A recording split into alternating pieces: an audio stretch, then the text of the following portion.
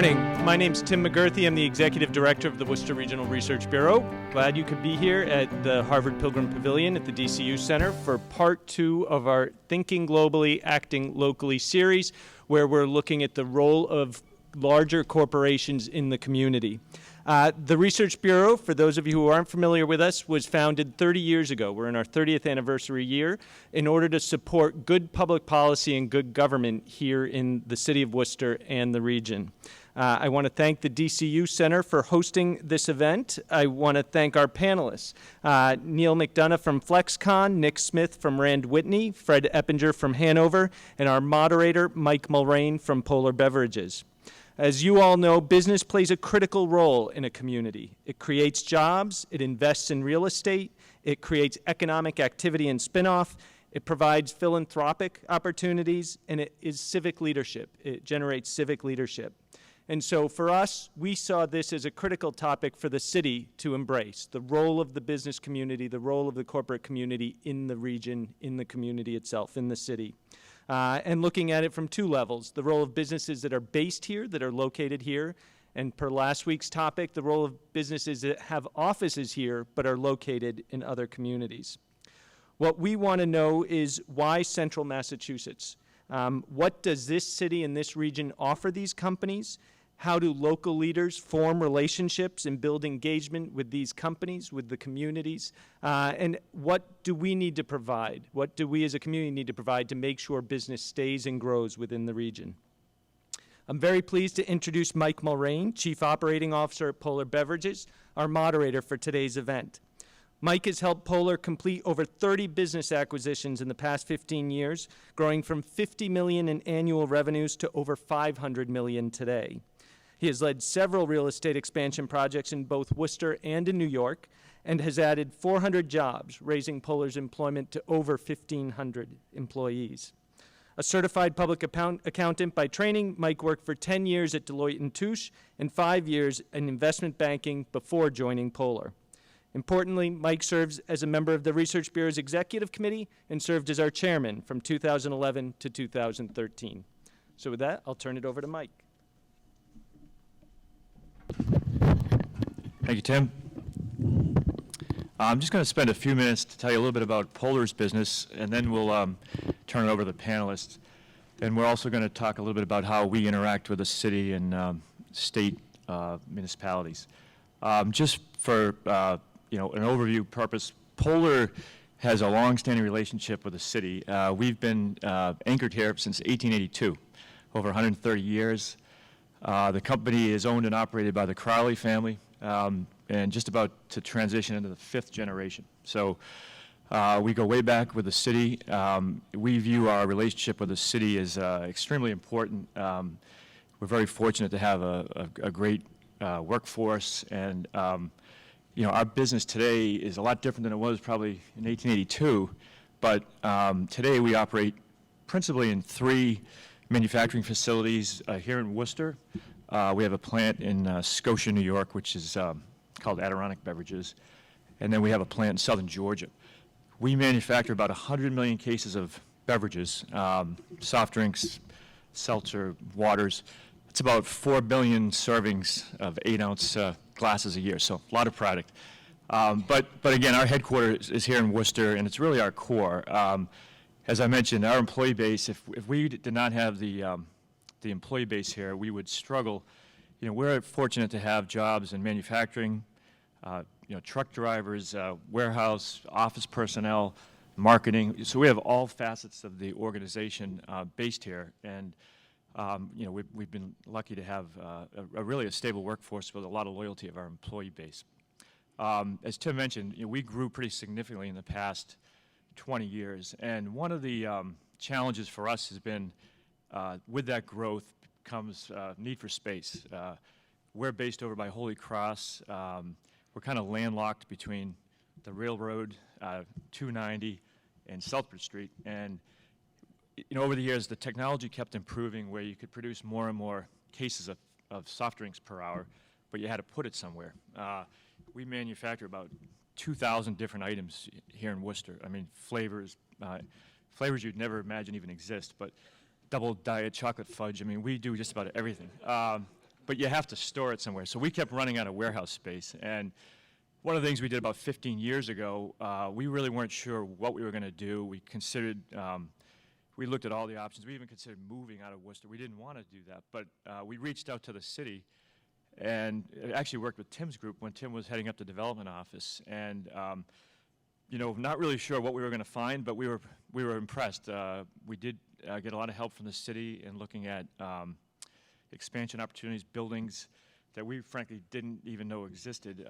We ended up rehabbing a building that had been abandoned for a lot of years. We worked with the city. We did get a TIF in that project, but that project, which was probably 15 years ago, probably anchored the company for the future growth.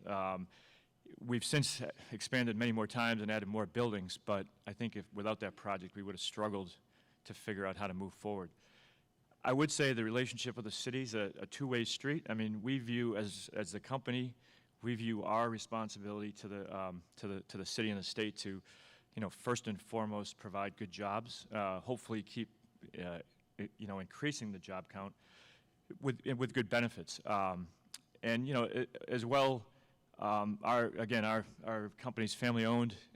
There's a strong embedded culture that everybody in senior management needs to get out in the community, serve on multiple boards and charities, and we all do that. I think also when you think of the two-way street example, we reached out to the city for help years ago. Probably 7 or 8 years after that, a city official called us and said, "Hey, there's this other building over by you that's been abandoned. It's off the tax rolls. It's a total dump. Would you like to buy it?" And the first reaction was, "No way." It needed remediation. But we actually worked with the city and some state officials, cleaned it up, and I think, you know, since that time, it's worked out well for both Polar and the city. And I think the only other point I would make on the relationship with government,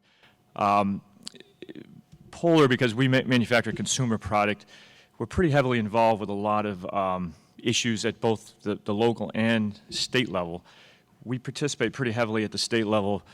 Ralph Crowley, our CEO, has been president of the Mass Food Association. His brother Chris, president of the Mass Soft Drink Association. There's a lot of lobbying that goes on for everything from bottle bill issues to transportation issues to energy issues. I mean, today we've been involved already with the Baker administration, trying to explain that, you know, Central Mass has a real problem. The energy costs are going through the roof. I think everybody in this room knows there's not a lot of manufacturing left here in Central Mass, but with the you know, the recent, you know, shutdown of a lot of coal plants, and you know, the shale gas is all great, but there's not a great distribution system to get it to Massachusetts. We're a large energy user, and costs, frankly, have, you know, almost doubled in the last few years. So we've been working at the state level to try to, if anything else, you know, increase awareness that we need to figure out how to get distribution of you know, energy into the central part of the state, or you're going to find more manufacturing jobs going away. So I think for all those reasons, we view that the relationship with local and, you know, county and state municipalities is extremely important to the success of the business. So with that, I'm going to introduce Neil McDonough, and then let Neil talk for a couple of minutes. Neil is president of Flexcon. Neil is Chief Executive Officer. Flexcon is a leading manufacturer of pressure-sensitive films located in Spencer, Mass. Neil's special interests lie in strategic thinking processes, spearheading Flexcon's business process improvement, and the implementation of statistical process control methods and lean manufacturing. Neil earned his Bachelor of Arts degree in philosophy from Trinity College in Hartford and his MBA from Babson College. He currently serves on the boards of WPI, the Bancroft School, and the Massachusetts Biomedical Initiatives. With that, Neil McDonough. Thank you. So we're headquartered and have a major manufacturing site 15 miles west of Worcester in Spencer. Started in a garage 59 years ago, and for the first 37 years, all production was in Spencer. We grew from that garage to about 600,000 square feet of manufacturing. So the way we define community, as I looked at this for the first time with being asked, was certainly Greater Spencer and the surrounding towns, Worcester, Hampton, Hampshire, Franklin counties, and to some extent, even out to 5 or 6 of the New England states. Our interaction is locally with the towns and counties. Most of our contracted services are in this geography. Our major philanthropic efforts are within this area, with a focus on health and education overall. An example of our work with Harrington Hospital and UMass, school stock support for those of you who know the Worcester, or teachers anywhere about 750 miles around. About 10 tons a month of what would go to the Millbury incinerator goes to art supplies. But most of our broader support goes to Spencer. Most of our employees live within a 20, 30-minute commute, partly due to our 12-hour shift structure in manufacturing, and there are neighborhoods all around our plants. So our priority is being a good neighbor and a corporate citizen. Our community is one of the 4 cornerstones of the business: employees, suppliers, customers, community. And our commitment includes or begins at even our buildings and grounds. We try and keep it as a park-like appearance. We're at the town of Spencer's western gateway, so we want to create a positive impression for visitors to the town as they enter Spencer from the west. We also try and keep a very low profile in relation to things like lighting, noise, odors. We're a 24/7 manufacturer, and we don't want to necessarily project that to the neighborhoods around us. And certainly fully compliant with all the local and state regulatory requirements, but we take those operating permits responsibilities very seriously and think of them as the minimum that must be done, not as what we have to strive to reach. Our relationship with the other town entities is really strong and proactive, particularly police, fire, emergency services, because we want to better enable their support in case we need them, but for the rest of the town as well. We certainly go beyond the required facility information, lots of orientation tours to familiarize their teams with the layout and intricacies of our campus and our products and how we process. Support training on campus, and we've helped provide investment for specialized training and tools, things like foam for fires, confined space rescue, that sort of thing. Work with the schools, particularly in Spencer, scholarship support, business orientation classes, tour of our facility at the junior high school level, participation on select committees in town, including the Career and Vocational Technical Education Committee.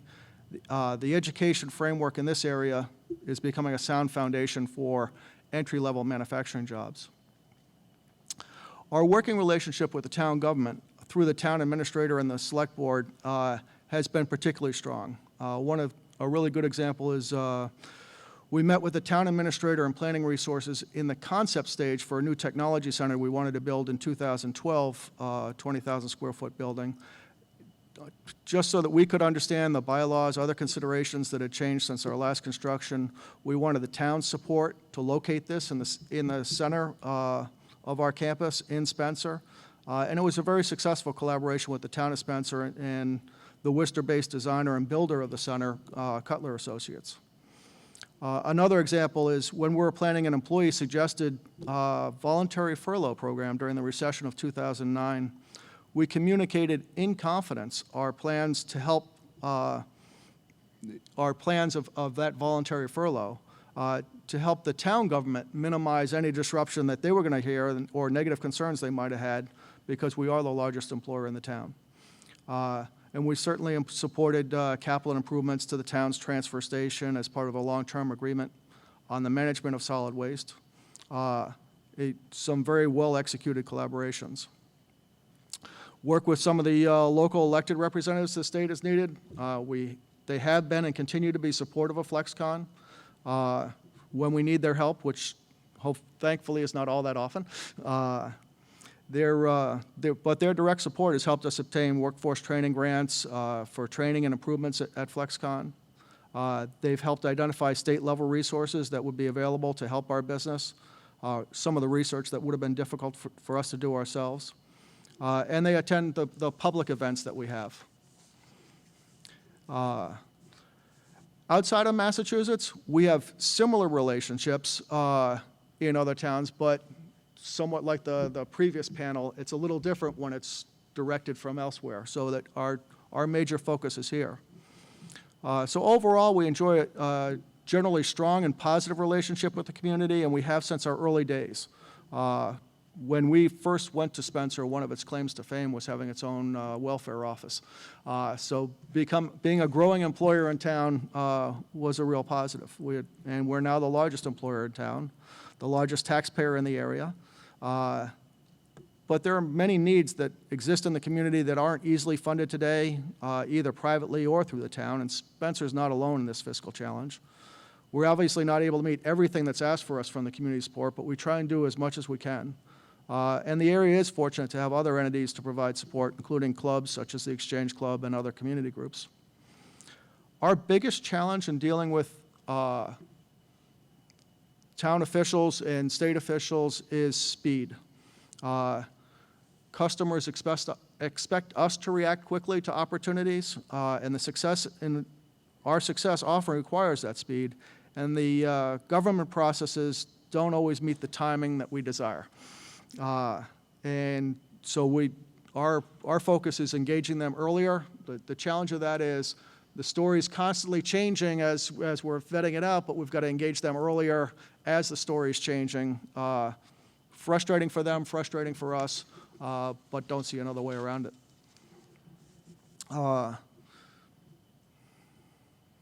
It is an increasingly complex regulatory environment. We know we want to be compliant, but there remain many regulations and laws that seem to micromanage a business, and these require time, resources, how to understand them properly. I think the poster child for that may be the new sick time law, which to our employees is going to be a big takeaway, because we used to pay any unused sick time at time and a half as a bonus. Now it'll be carried over, which sounds nice, but they actually like the check more. Opportunities for future engagement we see largely around the school system. The education is the key to success certainly in this country, and I think every country in the world. And we all tend to focus, most of us tend to focus on the high school, early college years for those engagements, and we have those relationships at Assumption, at Clark, at WPI.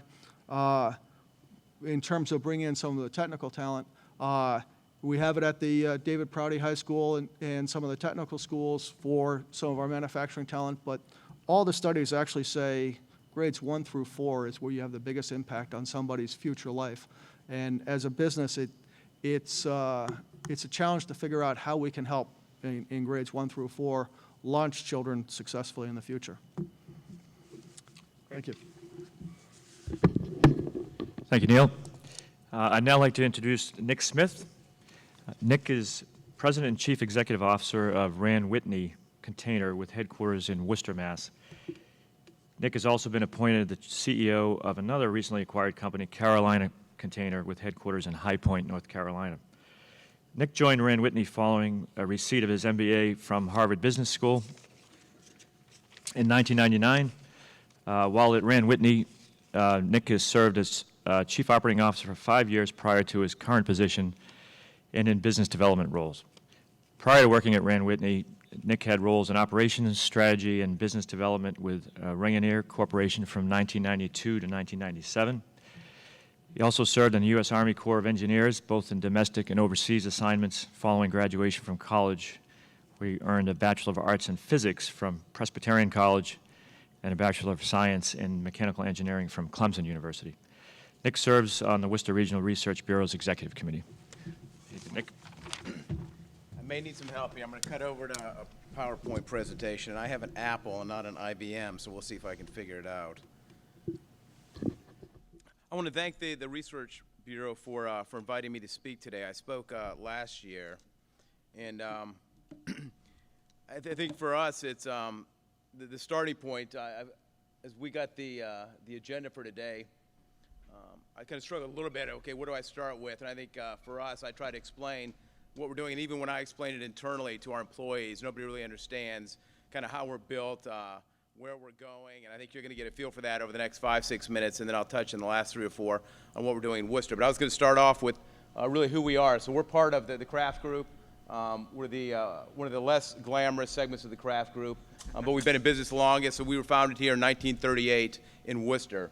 So we're part of the Paper and Packaging Group, which is a multi-billion size company, and I'm running 2 companies now. So Rand Whitney Container on the left, and then New Indy, one of the segments of New Indy Container Board, which I'll describe shortly. In our industry, really, and I'll show it in a few minutes, it's the big public companies like IP and Rock-Tenn, and it's the smaller privately owned companies like Rand Whitney. And what's happening now is that the big companies are buying and consolidating, and the small companies are either being bought, going out of business, or they're growing, and we're one of those companies. So in the past 3 years, we purchased 2 paper mills in California and Carolina Container, and we closed on that acquisition 3 months ago. So really in our industry, it's made up of small independents. So when so it's Jonathan Kraft, Robert Kraft, and it's been in Robert's family since 1938. In the 60s, 70s, it was small box plants, it was folding carton operations, and we were viewed at that point as really a small independent with the service, similar to the evolution of Polar. And for survival over the last, I've been with the company 16 years, we've had to reinvent ourselves. So our claim to fame has been we're a small guy, and we're going to have the service and the quality, and the big guys are on the other side of the spectrum. And for us, we're really in the middle now, where we've got a phenomenal balance sheet. As the big guys have bought, the IPs have consolidated, they're hitting antitrust issues, and it's an opportunity for mid-sized companies now. We're the largest privately owned company, packaging company in the U.S., and we're, I think, in the top 5 at this point as far as our overall size. And we're growing because the big guys no longer have the ability to grow because of antitrust issues. So we're now in a phenomenal strategic position, if you've got a great balance sheet and you've got a great plan, to go out there and grow. So for us, how does that impact Worcester? Well, this is just a quick snapshot. Right now, Rand Whitney Container has 12 facilities and a little over 1.5 million square feet. And we make boxes. I was up at we're building a new building up in New Hampshire, and I've been in planning board meetings over the last 3-4 weeks. And literally, we walk in with a box, and they're worried about the the environmental impact on the community. And you pull out a box, and you state that, okay, everybody in the room here has boxes in your home, and that's what we make. So we make boxes. We have paper mills, but for the group I run, really the finished product is this packaging. And in our evolution, and I'm going to speak to in Worcester. Probably starting 15, 20 years ago, our energy was on the consolidation, similar to what Mike referenced, on how do we get bigger in Worcester. We had a facility in Grove Street, we had one at A Grand Street, and for 4 years, we spent a massive amount of energy with all the spreadsheets and everything else, figuring out where are we going to go. We bought 40 acres in Boylston, and we went through the whole planning process to put a 450,000 square foot building in place in Boylston. And we were literally probably a month away. We spent millions of dollars on the development. We were probably a month away from pulling the trigger on that project. That would have taken, currently we've got about 500 jobs in the Worcester area, some in Westboro, Lancaster, but 400 actually in Worcester.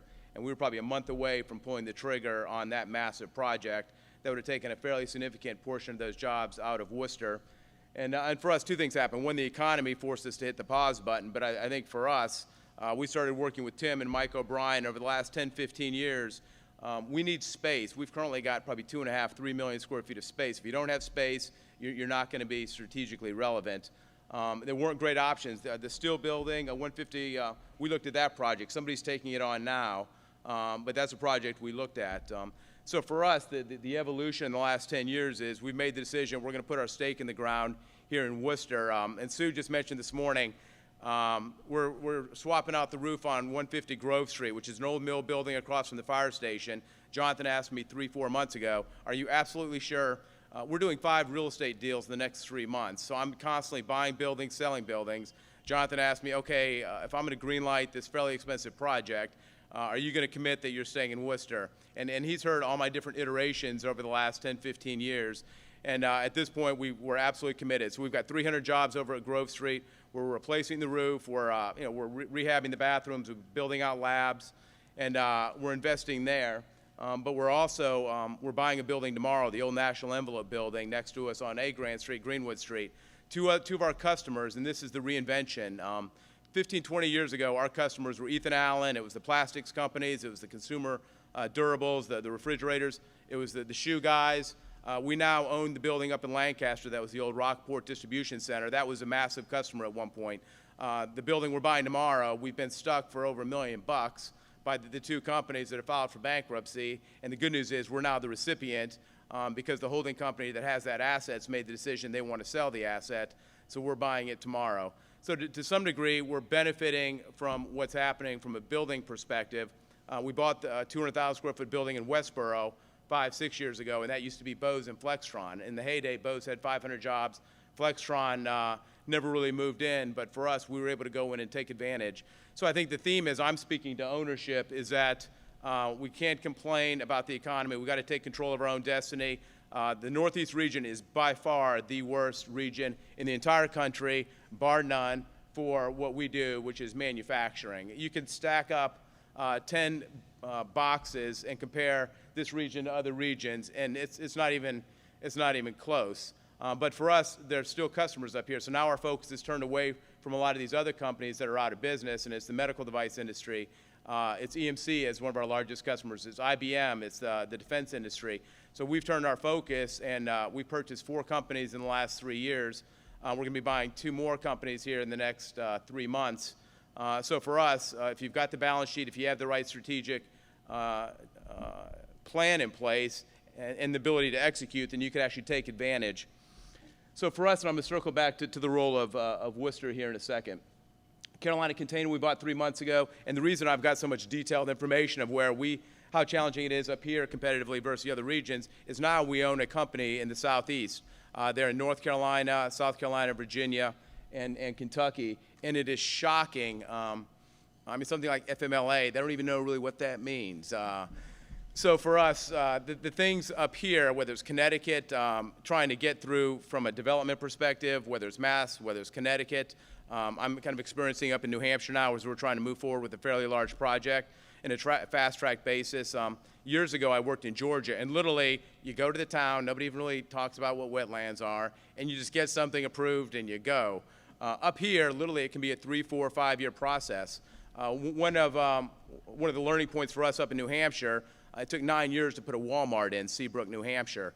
And so I want to pull the trigger and move on a project in 3, 4 months, and you're excited about it, and then you start hearing the stories of, okay, Walmart's a big company. How did it take 9 years for them to move forward with this project? That's Carolina Container. We're in the Northeast. We're in the Southeast. We've got the 2 paper mills on the West Coast. And just quickly, we make boxes. I wish it was more glamorous than that. When I was in high school, I didn't have aspirations to work in a box company, but here I am. And the crafts, when I first was hired, I asked them the question, okay, you own the Revolution, you own the Patriots, you've got all these glamorous entities. Why are you even messing around in this extremely challenging business, which is manufacturing? And I think it's absolutely in their blood. It's in their DNA. Jonathan actually spoke at AIM, I think it was 2 years ago, and some of our customers were there. And when he was asked what's the most gratifying business that they have, I mean, the Patriots are obviously gratifying, but I think his point was, from a strategic perspective, this is the most challenging. All the odds are against you, and if you can negotiate your way through the minefield and be successful, it is extremely gratifying.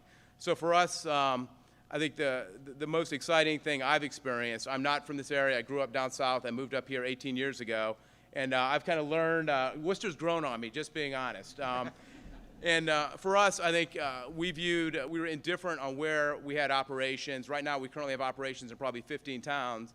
And for Worcester, I mean, I'm the one that drove the energy on let's move someplace and build a massive building, and our employees will commute. And what we learned is the employees aren't going to commute. When they're coming to Grove Street, they're on a bus, they're riding a bike, they're walking, their spouses are dropping them off.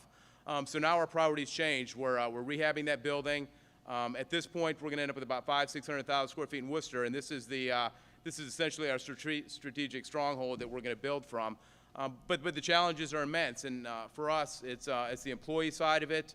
And I think that the theme, as I was driving in this morning thinking about, I'm kind of a hardcore business guy, and frankly, have exerted very little energy over time, really even thinking about state government, schools, any other aspect of what's happening. I think my position is I'm going to focus on what's important to me, and that's just got to take care of itself. And I think what I've come I was on the board at the Equatorium. I'm now on the board of the Research Bureau, and I'm able to interact more with other business leaders. And I think the conclusion I've come to, and I think the crafts have come to over time, is it's a system, it's an ecosystem, and it's up to everybody to get involved in order to move the needle.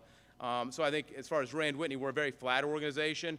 I'm the one that's sitting in on the planning board meetings. I'm the one that's negotiating.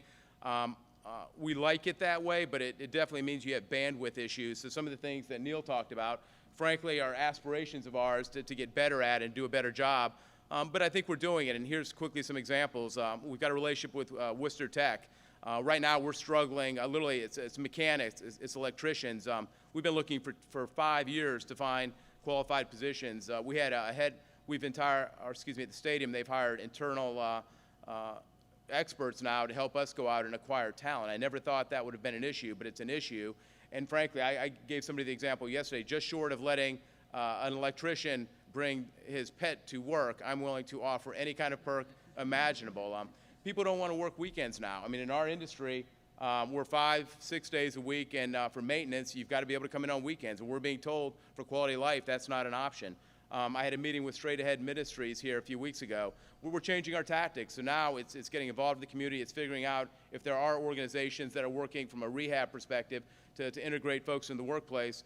We're all ears. We do have some restrictions when it comes to felony and background, but if we can tap in and find great employees that are going to make us a strong organization, then that's something we're going to do.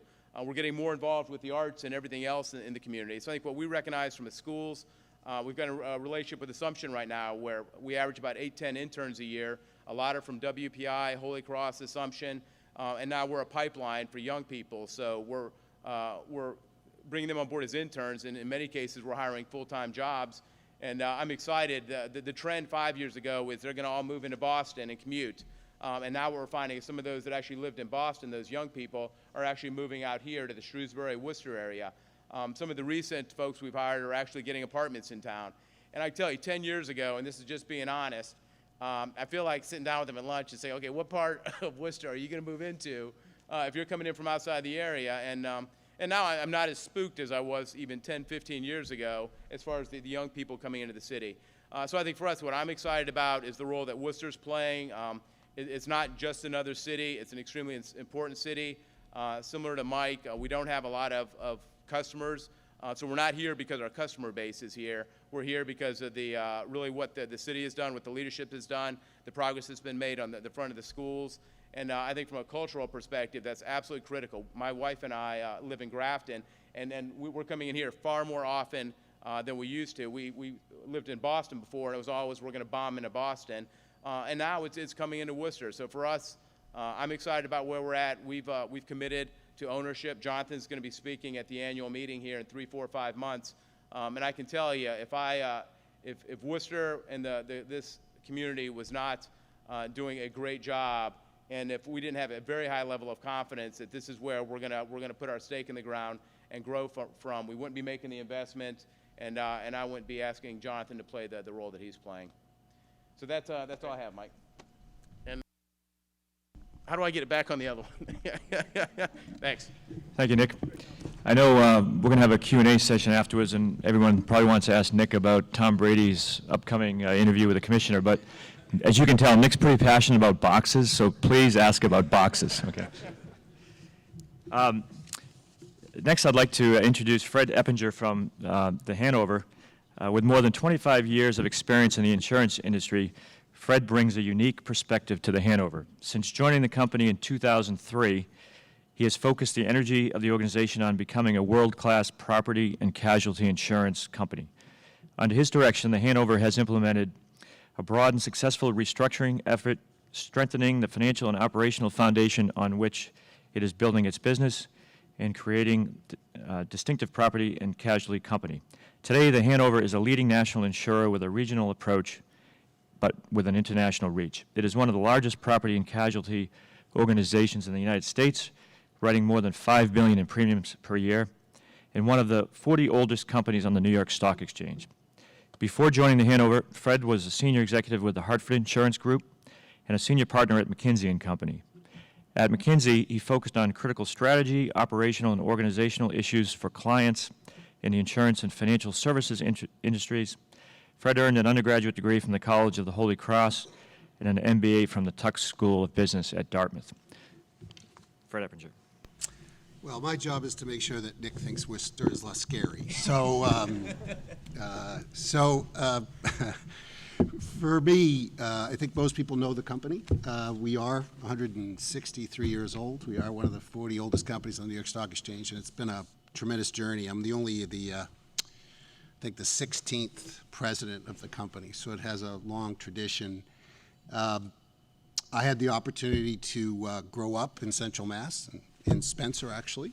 I was the only kid that didn't have a car and didn't work at FlexCon, which was really didn't help my dating. But I had the opportunity to come back 12 years ago.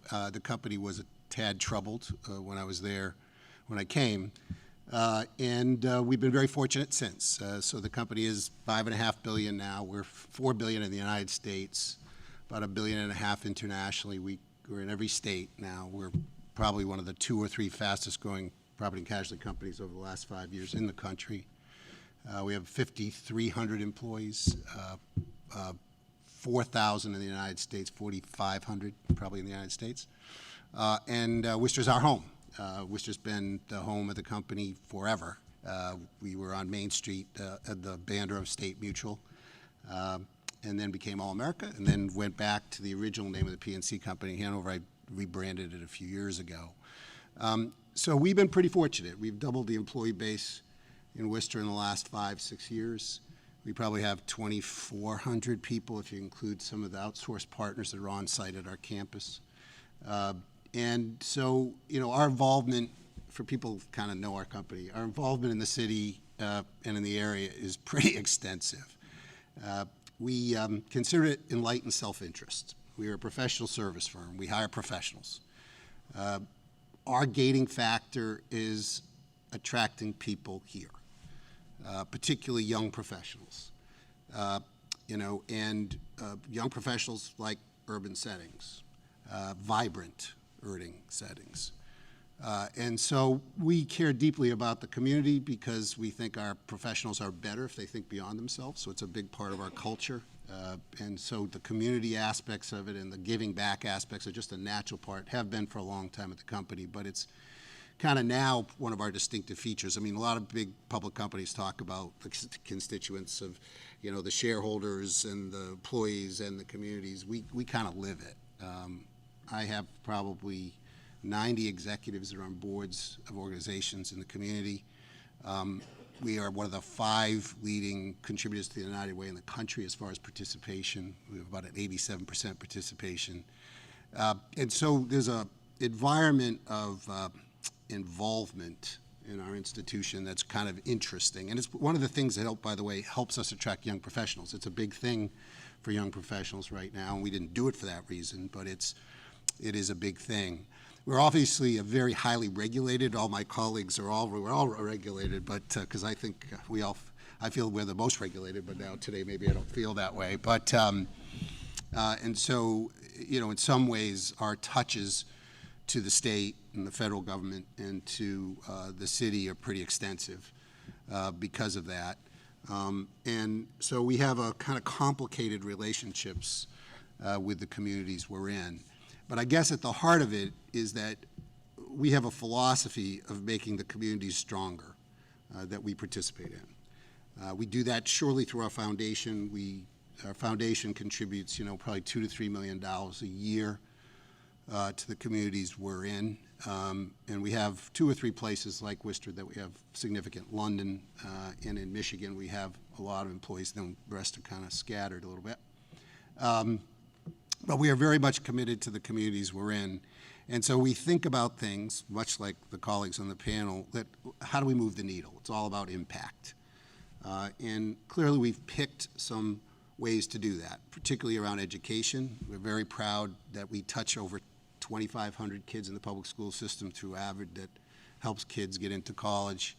That starts early, early in their career. We're very involved in schools in a lot of different ways, whether it's our scholarship program or service learning or whatever, because our view is that's what changes the lives of people more than anything else, which is successful education experiences. So we're very much involved in that, but then we also touch the community in a lot of different ways. You've seen our involvement. We believe a vibrant downtown is important. So whether it's the theater or the things we've done, we have this little project called City Square most people haven't heard about, but that is my third and fourth job. But that's a perfect example where, as business people, we do that for business reasons, but we think it makes a meaningful impact on our city. And I couldn't agree with Nick more. I mean, the issue for me is Worcester being a more attractive place for young professionals is what this is all about. And Massachusetts needs Worcester to be successful, to be truthful. Can't put everybody in Cambridge. And so the reality is that Boston's on the ocean. It's not going to go east. The growth is going to go west, and we're the best urban setting. And so for us, the fear has always been, does Worcester become a donut with the hole in the middle? So all the growth goes into the suburbs. Like if you look at Connecticut, right, the cities are a disaster for the most part because the wealth left the city. And so our goal has been, through education, through the development of the downtown, through other means, transportation, how could we as a company be helpful and facilitate the development of this city? And so City Square was an odd thing, and the godfather of that is obviously Tim Murray, but it was, for us, something that we felt somebody that knew the city really well had to be at the point of that. Because outsiders couldn't understand $500 million of investment, and how would you do that? And the rents here are not Boston, and so we felt that was one of the catalysts that we got involved with. And luckily, we've had $250 million of private investment committed so far, and we believe that'll probably double when we complete it. So we feel pretty good about our involvement as an institution, but I guess I would close with how we work with anybody we work with, whether it's community organizations or the city. To us, you have to start with impact. Sometimes some of these organizations, whether it's speed that you get frustrated by, but it's because they don't have an outcome in mind. It's process versus outcome. So you don't know how to problem solve. But at the end of the day, you got to figure out where the hell you're going because that's what it's all about. And so we are big on making sure that we're working with organizations that have impact in mind. And we've been very, very fortunate. One of the things about Worcester, I think, that people don't understand that aren't from it, is that it's big enough to make a difference, but it's small enough to actually kind of work together and touch people. So if you look at the college presidents and the business community, this is the only city, Patty and I have lived around the world, and this is a unique city in that the business and the college leaders and the community leaders, it's easy to pick up the phone and work with anybody. It's a very interesting group. As frustrating as it can be at times, this is probably the most collaborative place we've ever worked in, and it makes a difference because you can get 7 people together and move the needle, and whether it's building libraries or it's building a theater, or you can get things done. And I'll use the theater as an example. The theater is successful for a lot of reasons. I think Troy would know, but I think it's like the 26th most successful performing arts center in the world right now. And I would argue that part of that is that so many people were involved in the redevelopment, it couldn't fail. So you had 150 people, I think, individuals that gave up 5,000. You had every single college that committed to usage and participation. You had almost every single company except for one, and I'm not going to mention them until the day I retire, then I'm going to mention them, that didn't participate. So everybody in the community had a vested interest in its success. That's why it succeeded. And it's the same thing with City Square. My view of City Square is City Square couldn't be a place that emptied the buildings on Main Street. It had to facilitate the redevelopment of Main Street. And so you couldn't get ahead of yourself as far as building and having a philosophy that sucked other development out of the rest of the city. You had to say what actually facilitated more. And so again, I think what you see is that this is a city that you can get a lot done. And I think as a company, we're while we're big, we're not real big. And but what I like about the city is you can get more done with little because of this collaboration. So I'm actually obviously a pretty pro the city. One other point, is that, and all of these guys touched on it. What's interesting about all our companies is that we can move. And I think sometimes when you're talking to the government or you're talking to people in politics, they're used to the colleges and the hospitals and that don't have leverage. You know, every day, well, not every day, but every month I get 30 requests from various states and communities to leave. Every single day. It's just like constant. And so you have an opportunity to choose where you are more today than ever before, which kind of makes you understand that the world's competitive even at the city government level, right? The reality is that you got to be competitive. You got to think about it that way. You got to think about the notion that your city's competing against 600 other metropolitan regions in the world that all want the same thing. They want the best jobs. They want the best opportunity. They want the money from the, and I hope that government gets that, right? Because that is a really important notion for survival in the next 15 years, because people are going to get more mobile, not less mobile. And I do think that that is a benefit that we've had so far at Worcester, that there's been a responsiveness, but that's got to continue, or we're going to have a problem. So. I'm just going to spend a few minutes on a couple panel questions, and then we'll open it up to the audience.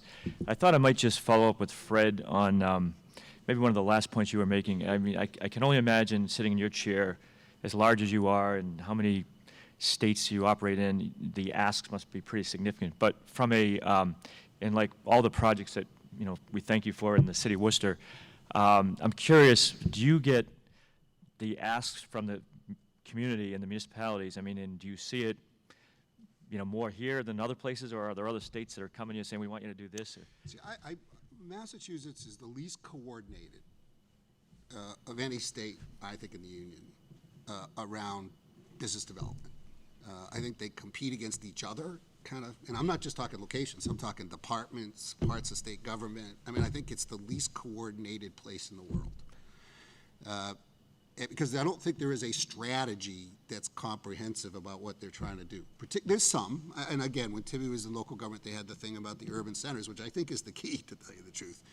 But what I see is, in the last 15 years, the ramp up of states that compete is incredible. It is just, why? It's just scarce resources, right? And they need, you know, bringing these kind of jobs are huge, and you're seeing states understanding that there's going to be winners and losers. And my point on Massachusetts is that what's interesting is you got to know what you're good at, right? We're not going to be the low-cost provider, right? I mean, you guys all talk about the South, you know, having lived in the South too, right? New England's not going to be the low-cost. That's not the game, right? Now, I wish the energy transportation we could fix, because it's both a cost and a terrorism issue. But for me, the biggest issue is this notion of education. I mean, we have some of the best public schools. We have some of the most talented people. Our urban centers are an enormous draw for people. Enormous draw, right? You talk about San Francisco and Boston in the same breath. That's crazy, right? I mean, the draw of talent. And so the question is, are we competing well against other like places? That's the way I think about it, the Northeast, et cetera. We shouldn't let Rhode Island ship a bunch of jobs to Smithfield. And what's ironic about that, right, is that if you look at where those people live, they live in Central Mass and go to school in Central Mass. Right. And they work in Smithfield. That's crazy. Yeah. Like, that's the kind of stuff to me that we should do a better job. But it's hard to explain. And remember, my average salary is quite high, because I have lots of professionals. So that is the big, you know, folks want that demo, right? And I don't create pollution. I try not to, you know, but we don't have those byproducts. So we are like the perfect, except Elizabeth Warren hates us. But other than that, we are a business that people want. So that's why it's, you know, we're the kind of business that every college wants to touch and stuff. So So we do get a lot of demands, and I just wish as a city, I once said that Worcester is an oasis of collaboration in Massachusetts. And I really believe that we're unique to the rest of the state. And so we've done a pretty good job working together to try to get some things happening. But we don't get as much support as you'd like, I think, in collaboration from the broad state. So Interesting. Nick, do you have anything to pick up on that?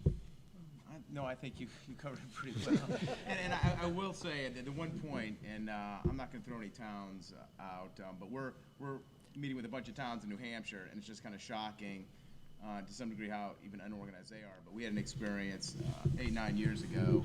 There's 350 towns, and literally we were going to bring massive development, and all they really cared about was the impact on the roads. As far as traffic, I'm not going to say the Dunkin' Donuts down the road, but they were looking at the negative impacts and the fact that the majority of the payroll is not even going to necessarily impact the town. It was all negatives and no positives. And if you compare that down in the South, where you get a region that absolutely pulls together massive resources in order to attract you. So our position is, okay, you're not going to change it. You've got to adapt and tolerate. And frankly, I think it says something about a lot of our companies that we're committed, because I can tell you there's a lot of obstacles up here that you've got to fight through that in other regions you don't have to fight through. Yeah, one thing I was going to pick up on was, I know in our business, we have certain areas where we have a really hard time finding employees to fill certain jobs. And I know, like Fred, as he mentioned, it's a little bit more of a professional level job. Not that we don't have some of those at the other companies, but we probably have a broader base. I mean, I'm curious, between Neil or Nick, do you think the city or state where you're operating could help in, everybody wants to create jobs, and I think we all kill ourselves when we can't fill them. Do you find that is an issue? Or any suggestions on how to improve it? I know it's one of the topics that the Research Bureau has identified, how to keep, we have, how many college students in this town? 10, 30,000? How do we keep more of those individuals in Central Mass after they graduate? And it's certainly been an issue for us in our scientific, our technical and front-end positions of the business, how to bring more of a science and engineering orientation to those individuals when, in fact, they want to move to Boston. And so we've developed over the last 5 years a fairly successful program of trying to identify students being educated in this area who have local ties, who are getting degrees in those areas, and work with the local colleges and department heads to identify those individuals and bring them in as a cohort and put them through a year-long training program, and then find the right positions for them and recognize that they're going to have to change positions every 18 months at least, and we'll lose half of them. But we still get a better hire and better outcome for having gone through that. And that's all part of trying to keep some of that talent here in Central Massachusetts. But you did remind me of some old war stories about the lack of coordination. When we built our office building right on the corner, we took down some woods that kind of hid the 600,000 square feet of manufacturing space that was right behind it. So some people were saying, where'd this company come from? Well, but it was more people using South Spencer Road and turning onto Route 9. We had to hire a cop every day to direct traffic for the safety of our employees. But that was only the 4 hours of the day. And one of our employees' parents was killed in a crash at that corner. We lobbied so hard to get a traffic light. And the answer from the state government, because it was state road, was we need 3 more fatalities before we can do that. They actually did respond after only 1 more. What I'd like to touch on as a follow-on to that, we've changed our position. 15 years ago in our industry, it was all about looking for industry experience, and now our position is we're hiring DNA. We're looking for the right personality, and you can learn anything if you've got the right personality. And we're not very good at all at the most important thing, and I've got to drill it into our organization, is the talent side of it. Anybody can go buy a building, get access to capital, and you look at what other companies do, you look at what the NFL does, and literally what we do is we post an ad, A handful of folks come in. We're in general, in many cases, dissatisfied with who we get, and we expect the results to be different. So I think for us, I mean, electricians, I mean, we're hiring, looking for very high-paying maintenance, controls engineers, electricians, and literally all we get is somebody who's been a maintenance in an apartment complex. There's not a lot of manufacturing. The folks that are good are staying with the companies that they're already at. It's difficult to attract folks to the Northeast. We've had we hired a maintenance manager out of Georgia. Guess what? The first winter, his wife didn't come up here, and he was gone.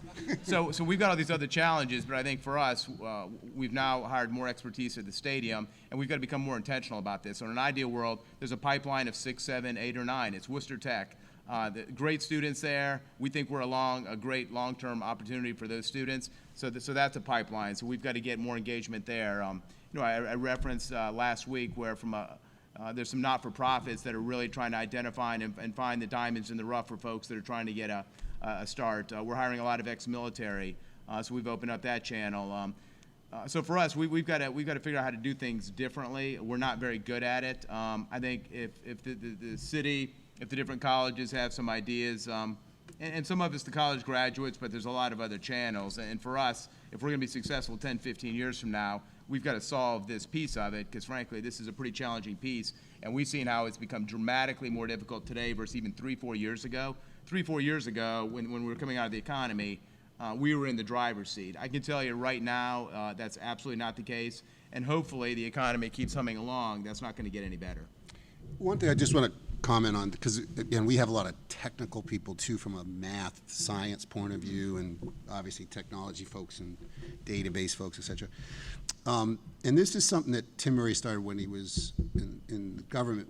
To me, one of the interesting things is that Worcester, if it was in Houston, would be called Boston, right? We think we're so far away. We're not. We're really in the urban center. But our transportation is lousy.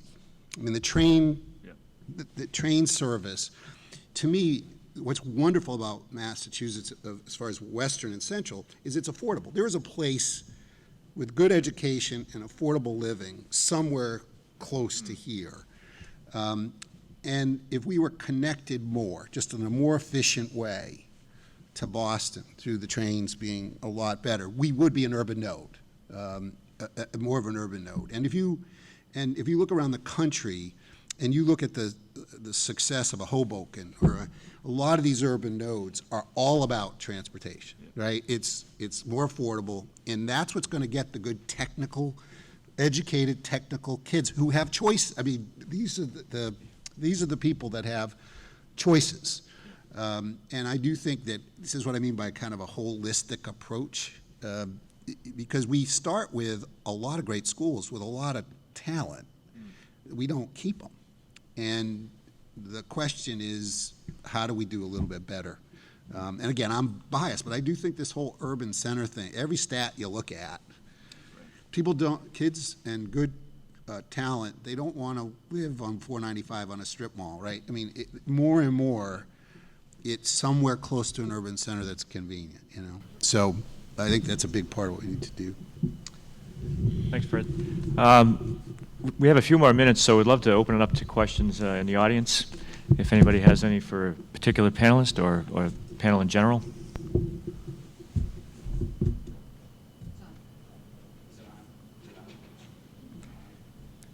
We can hear you.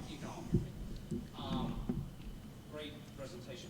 I'm interested in how there's been a lot of talk recently about international trade issues. Obviously, a big deal in Congress right now, the Trans-Pacific Pact, all those things. How does that specifically affect, or how's that relevant to our ability to compete here in central Massachusetts and engage with that process? Anybody want to grab that one? Again, I'm sure manufacturing, to me, for us, it's a little bit putting your head in the sand. I mean, yes, it has to be fairly developed, but it's a global world. I mean, the notion that it's in so many of our industries, I can't, we do a lot, for instance, we're one of the largest cargo insurers in the world in boats. Well, I can't say, well, geez, you just crossed into somebody else's territory, you're not insured. I mean, the whole economy is so global that getting clarity on the rules of the game through these arrangements is really important. And if we're not out there doing this, to think that nothing bad's going to happen is a crazy notion in my view. And it's this, but we need to kind of be more aggressive, not less aggressive, in making sure these are set up. And that's particularly important because, again, the domestication of places like China create huge markets for all. I mean, that's what's happening, right? These are developing countries that are creating their own domestic market. The reality, that's a tremendous opportunity for anybody that participates in the global economy. And so getting access to that in an organized way is important. And I'm not saying every treaty is good or whatever, but this notion that we shouldn't be doing it and we shouldn't give the authority of the administration to work through it, in my view, is kind of a funny thing to talk about, because you got to be at the table and you got to be working this through, because it's not going to go away. We're not going to isolate ourselves in any of our, maybe there are industries that are very, very local, but every day, you know, I mean, I would say half the insurance companies are now owned by foreign companies. And because of our funny tax laws, that's going to go up. And so we're not only in a global world, we're parts of our economy is being owned by the global world. So I do think it's an important thing for us to participate in. But I mean, I'll give you a little strange analogy. Polar, we make beverages, right? You can't really ship those to China too efficiently. But I can't tell you how many times I talk about China to our bankers, and they always look at me like, you know, what are you talking about? Well, when the economy was going well in China a few years ago, they were buying up every resource possible. Aluminum, plastic. We're a big buyer of aluminum for cans and plastic. And they just, you know, killed the markets because they bought everything. They stockpiled things. So our costs went up double digit.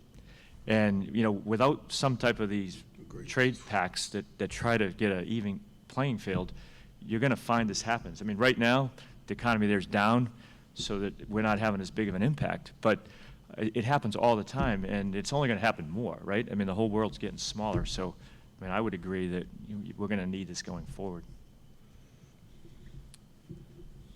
Anybody else? Jill?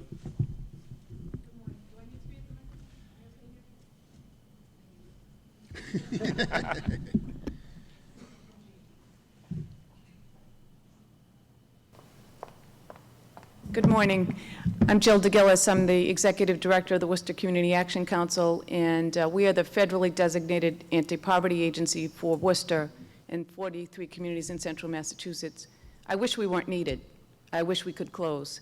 Unfortunately, we are needed, but fortunately, what we're focused on, our board of directors and our staff, is helping people move forward, primarily through education and employment opportunities. And so thank you for those of you who are supporting education. And I'm delighted to note that the correlation of your companies with boards is really important for our work. Not only for us, but on behalf of the 50 or so United Way funded organizations locally who help kids and families all the way up to youth development and health. Having people from your companies on our boards, I'm delighted to note that FlexCon and Polar we have board representation from you. Thank you.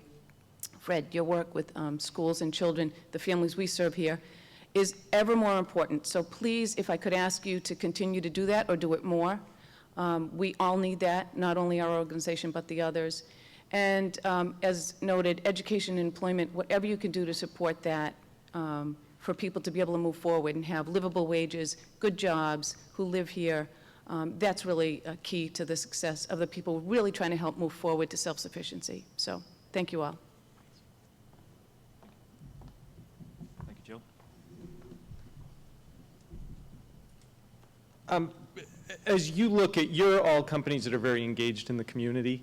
What about those who are not? There are businesses in Worcester, and granted, I worked for City Hall. It could have been one of those, you know, the old joke, you know, I'm the government, I'm here to help. People just shut the door immediately.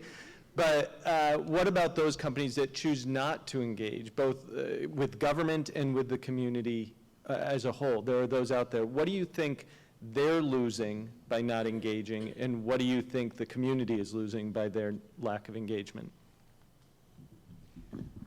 I'll only make one comment. Just having been involved in some board representation, and this may go to Fred and other cities and towns, but some of the companies that have moved in here that have operations here but are not headquartered here, I think a lot of us on boards we always have a tough time figuring out how to engage them at this level, because they might be headquartered in Indiana or wherever. And I think, as Fred said, I can tell you from Polar's experience, the city officials here are accessible. You can say whatever you want, but we've found that you can pick up the phone and get a response pretty quickly. And I'm not saying those folks aren't doing that, but I think you do miss the opportunity to potentially expand your business, or have some type of initiative that's going to help you down the road by not engaging. And I think we, as the broader community, have to figure out how to invite those folks in more. I think we've seen some companies move into the city in the last 20 years that were not hardcore. I mean, a lot of us here, our companies have been here for over 100 years. There's deep roots, but the folks that come in, I'm sure it's a little tough to get in that inner circle, but I think we all have to kind of reach out and help them to do that as well. Let me, because we're operating probably in 15 cities. I've never really counted, but I was quickly trying to do it in my head, and we're not involved in a lot of those cities to the degree we are here. And I think for us, you're a bystander. You're focused. You're hoping that the system, and if you look at all the different, if you're going to list, and maybe there is a list of the 100 most influential folks over the last 20 years that have helped move the needle in Worcester, the vast majority of them that were probably not in a paid position. So the majority of the effort and the momentum is coming from volunteers who are deciding to expend that energy to make a difference. So I think if our entire system here was a bunch of disconnected companies and schools and government all doing their own thing, then we're going to be like a lot of the cities where we have plants in Connecticut. Just as an example, one of our acquisitions was in Waterbury, Connecticut. I was asked, why are we acquiring a company in Waterbury, Connecticut? I don't have any faith that they're going to do anything different and they're going to look any different 15, 20 years from now. So I think the reality is it's up to a trigger for us to get involved is how we're receptive. And I can tell you in Worcester, how we received 10, 12 years ago, helped be a trigger for us to make that reciprocal. I'm meeting with a lot of different towns in New Hampshire, and it's black and white, how we're received in some towns versus others. And I think a big piece of this is, not the welcoming committee, but I mean, even last night, the event we're at, there's new members coming to that. In some cases, it's new leaders of organizations who have relocated to Massachusetts, and there's a receptive group there. There's other colleagues there, and they can be disassociated. It's not manufacturing. It could be, me talking to somebody that's running a college or something similar. So I think what Worcester has figured out, and I think these organizations have figured out how to pull the leadership into the mix. And there are a lot of companies that are interested here in Worcester, and I think it's a team effort. It's not one person in particular's job to go out and try to pull them into the fold to make an impact. I was pulled in, Rand Whitney for years with the previous leadership, made a decision we don't really have to be involved. And I made a conscious effort, even though I had young kids and everything else 5, 6, 7, 8 years ago. Okay, I'm going to get more involved, and then it becomes it's enjoyable and gratifying, and you can't have a lot of what Fred talks to now, and a lot of his personal achievements, frankly, are probably outside the scope of your official mandate running the company, but in many cases, they're probably more rewarding, and I think for all of us, that's something that when you're falling asleep at night is a big deal. One of the things I think people miss for a lot of companies, because we have a number of locations, and we do encourage our folks, we don't make them, but we encourage our folks to participate, is the development opportunities that creates. There's a lot of my young executives that are on boards that I think are better executives because of what they've done in those organizations. Not only is it gratifying, but they get to do things that really, help their own personal development as executives, to make stuff happen, to lead groups, to make change occur. And I find that to be an enormous benefit to some of our executives. And I also think for companies, I think, again, there was, there's a company, Smuckers, people probably know that family. They're well known for this notion for over 100 years of community involvement, and you know, it's become part of their talk about how it's led to success. And what's interesting to me is this balance. You know, as a public company, I have a lot of shareholders. I remember when we supported the baseball coming to Worcester, and I went to New York to meet with my shareholders, and maybe that wasn't as a good a year then as maybe it was now, and about 5 of them came in with Tornadoes hats on. That was not a very supportive conversation. And I kept saying, well, this isn't the Red Sox. We didn't spend the whole budget on it. But you know, for us, it is part of our success. You know, I think that the commitment to the places we are builds trust-based relationships. You never know when they're going to be helpful in what you're trying to accomplish, but they always are. You know, as I said, we're a regulated industry. We are in some very difficult places. We have a lot in Detroit, and we're doing some things on reform in Detroit, and something didn't get passed, and the governor called and apologized to me for it not happening. And I got off the phone, and I don't give money to his election. But I reflected on that. It was because of all the stuff we do in the community that he respects us in a different way. And when we have a point of view on something, he listened thoughtfully and carefully, even though it was business oriented. And it was, my view is the reason why he was so receptive was because he saw us as a whole institution. And how we make decisions. So I always tell people, we don't do it for those reasons, but the benefits, in my view, of a balanced approach, not just shareholders, but to other constituents, typically comes back and benefits you in a number of ways. And we like to believe that's potentially part of why we've been able to be successful over the last few years. So.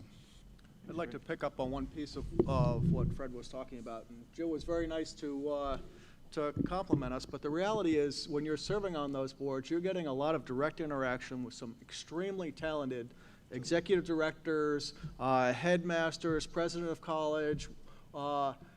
There's a great deal of talent that you're working one-on-one with that you get the executive development, and I know I have in the boards that I've had the honor to be on. And so the folks that aren't participating are missing that opportunity to learn and become better leaders themselves. Phil? Morning. My name is Phil Nidry. I work for the city of Worcester, and I'm at the point in my career now that I've probably interacted with every one of your companies, not the Nick or Neil individually, but with Mike and Fred. And I just think it's important for people to understand. I wish this room was full of people from the Worcester area to hear what I have experienced over the years in my career and what you've done for this city and with this region. It's very, very important that the community, that companies become involved. Mike, I remember sitting with you on the cupola about the TIF that you mentioned, and Fred, you probably remember the trip with Terry Francona down 495. The year after they won the first World Series. That's right. But with Rand Whitney, you weren't involved, but I was able to spend a lot of time with the company and learn a lot about it, about your commitment to Worcester. And Neil, I dealt more probably with Mark at that time when I was at the Chamber. But my point is, you do so much for this community. And it's very important and I congratulate the Research Bureau. I knew when Tim went there, the Research Bureau would have a focus of the community, and I think that's really important. So I want to thank you for all you did from my career. I've been able to experience you all, and you do a tremendous job, and I just hope you and the people who follow you will keep that up. Thanks, Phil. Thanks for your help over the years as well. I'm going to turn it over to Tim for closing remarks. I just want to thank our panel. It was a phenomenal discussion. You not only talked about business development and business engagement, but general economic development, transportation. I think we've filled our quota of topics for the Research Bureau for the year. I want to thank Mike for serving as moderator. He did a great job. But all of you, please just join me in a round of applause.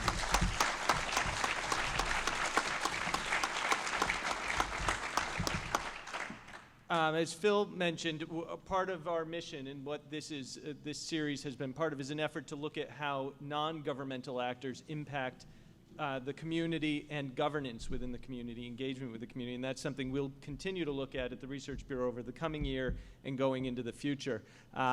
Please stay involved and stay connected to what we do. WRRB.org is our website. You could follow us on Facebook and Twitter, but all of our events are free and open to the public, except for our annual meeting, which, as Nick mentioned, Nick worked with us, that Jonathan Kraft will be our keynote speaker on October 8th to talk about a similar topic, business and government, and the interrelationship there. But thank you for coming out. Thank you for taking part. And again, thanks to our panel for a great discussion this morning. Thanks.